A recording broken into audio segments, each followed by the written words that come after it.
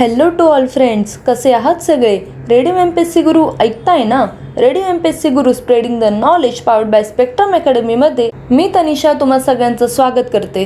मित्रांनो, आपण दिवसाची सुरुवात एक सुंदर आणि प्रेरणादायी विचार ऐकून करत असतो. यामागचे कारण इतकंच की ज्यावेळी सकाळी रेडिओ MPSC गुरु ऐकू त्यावेळी आपल्यात एक सकारात्मक ऊर्जा निर्माण झाली पाहिजे.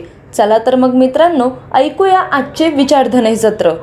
विचार असे असावे जे ज्ञानाकडे नेतील आणि आचार असे असावे जे संस्कार करतील.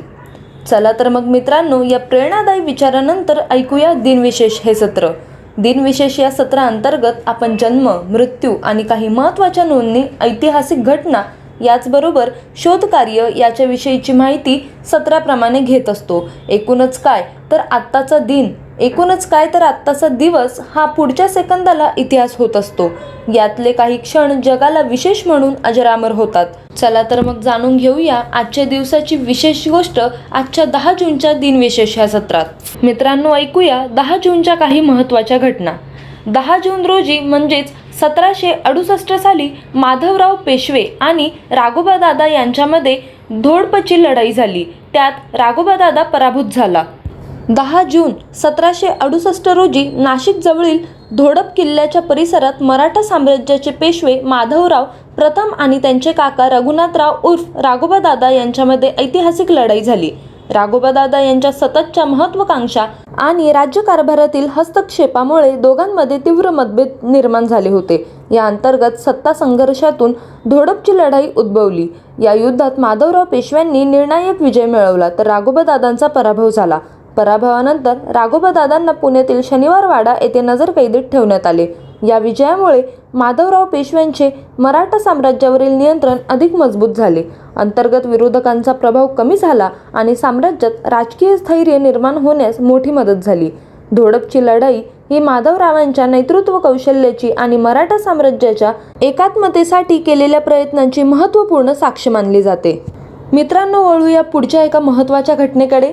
1924 साली इटलीच्या समाजवादी नेता जाकोमो मॅटेओटी यांची हत्या. वळूया पुढच्या एका महत्त्वाच्या घटनेकडे. 10 जून रोजी म्हणजेच 1940 साली दुसरे महायुद्ध नॉर्वे जर्मनीसमोर शरणागती पत्करली. 10 जून रोजी म्हणजेच 1999 साली उस्ताद झाकीर हुसेन यांची अमेरिकेतील प्रतिष्ठाप्राप्त नॅशनल हेरिटेज गौरववृत्तीसाठी निवड झाली. वळूया पुढच्या एका महत्त्वाच्या घटनेकडे. 10 जून रोजी म्हणजेच 1977 साली ॲपल कम्प्युटरचा ॲपल हा संगणक बाजारात आला. 10 जून 1977 रोजी ॲपल कम्प्युटर INCने ॲपल हा क्रांतिकारी वैयक्तिक संगणक बाजारात आणला. त्या काळातील बहुतेक संगणक तांत्रिक तज्ज्ञांसाठी मर्यादित असताना ॲपल हा सामान्य ग्राहक, विद्यार्थी आणि लहान व्यवसायांसाठी वापरण्यास सुलभ असा संगणक होता. रंगीत ग्राफिक्स, अद्भुत कीबोर्ड, प्लास्टिकचे आकर्षण आवरण आणि विस्तारक्षम रचना ही त्याची प्रमुख वैशिष्ट्ये होती. स्टेव्ह वोजनाईक यांनी त्यांची रचना केली होती तर स्टीव्ह जॉब्स यांनी त्यांच्या विपणनात महत्त्वाची भूमिका बजावली. ॲपलच्या अभूतपूर्व यशामुळे वैयक्तिक संगणकाच्या वापराला मोठी चालना मिळाली आणि ॲपल कंपनीच्या जागतिक यशाचा मजबूत पाया रचला गेला. वळूया पुढच्या एका महत्त्वाच्या घटनेकडे. 2001 साली संत रफ्फा पोप जॉन पॉल दुसरे यांनी लेबनॉनच्या पहिल्या महिला संत रफ्का यांना मान्यता दिली. 10 जून रोजी म्हणजेच 1980 साली नेल्सन मंडेला दक्षिण आफ्रिकेतील आफ्रिकन नॅशनल काँग्रेसन तुरुंगात असलेले नेते नेल्सन मंडेला यांच्याकडून लढा देण्याचे आवाहन केले. मित्रांनो, पुढे जाणून घेऊया 10 जूनला जन्मलेल्या काही व्यक्तींची माहिती. 1213 साली पर्शियन तत्त्वज्ञ फखरुद्दीन इराकी यांचा जन्म झाला.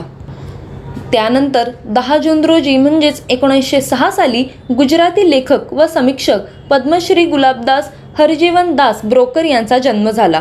त्यांचा मृत्यू 20 सप्टेंबर 1909 साली पोरबंदर, सौराष्ट्र, गुजरात येथे झाला होता.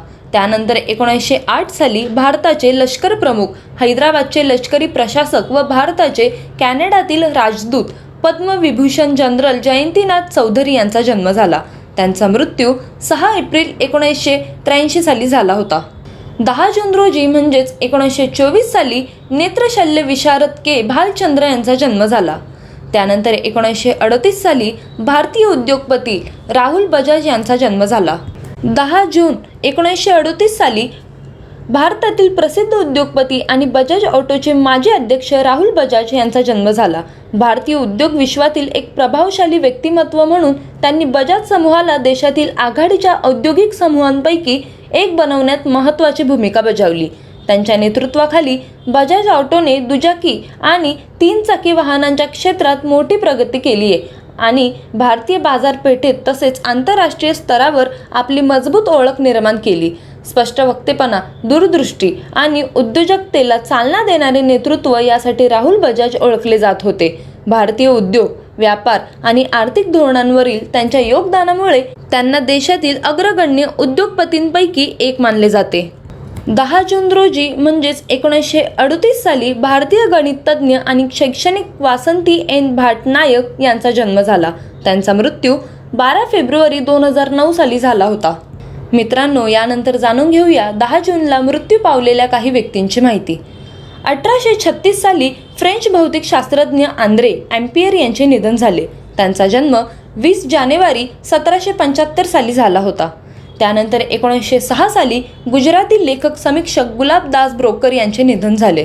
त्यानंतर 1976 साली पॅरामाउंट पिक्चर्सचे सहसंस्थापक ॲडॉल्फ झुकर यांचे निधन झाले. त्यांचा जन्म 7 जानेवारी 1873 साली झाला होता. त्यानंतर 2000 साली सिरिया देशाचे 20वे राष्ट्राध्यक्ष हाफेज अल असद यांचे निधन झाले. त्यांचा जन्म 6 ऑक्टोबर 1930 साली झाला होता. त्यानंतर 10 जून रोजी म्हणजेच 1940 साली जमैकन पत्रकार आणि कार्यकर्ता ब्लॅक स्टार लाईनचे संस्थापक मार्क्स गार्वे यांचे निधन झाले. त्यांचा जन्म 17 ऑगस्ट 1887 रोजी झाला होता. तर मित्रांनो, ही होती आजच्या दिवसाची विशेष गोष्ट म्हणजेच आमचे दिनविशेष हे सत्र. तुम्हाला आमचे दिनविशेष हे सत्र कसे वाटले ते आम्हाला नक्की कळवा. त्यासाठी आमचा व्हॉट्सअप क्रमांक आहे 8698988680 म्हणजेच 8698869880. काय आहे ना मित्रांनो, तुमचे फीडबॅक आम्हाला खूप गरजेचे आहे. म्हणजे तुमचे फीडबॅकनुसार आम्ही त्यामध्ये बदल करू शकतो. आणि जर तुम्हाला वाटत असेल की आम्ही नवीन काहीतरी सत्र सुरू करावे तर त्याबद्दल सुद्धा तुम्ही आम्हाला नक्की कळवू शकता. आणि सोबतच दिनविशेष हे सत्रामध्ये काही बदल हवा असेल तर ते नक्की सांगा, आम्ही ते बदल करू. आमचे दिनविशेष हे सत्र आमच्या स्पेक्ट्रम अकॅडमी या यूट्यूब चॅनलवर पाहायला विसरू नका. सोबतच तुम्ही स्पॉटिफाय म्युझिक ॲपवर रेडिओ MPSC गुरु हे पॉडकास्ट सुद्धा ऐकू शकतात. चला तर मित्रांनो, मी आरजे तनिषा तुम्हा सगळ्यांची रजा घेते. भेटूया उद्याच्या दिनविशेष या सत्रात. धन्यवाद.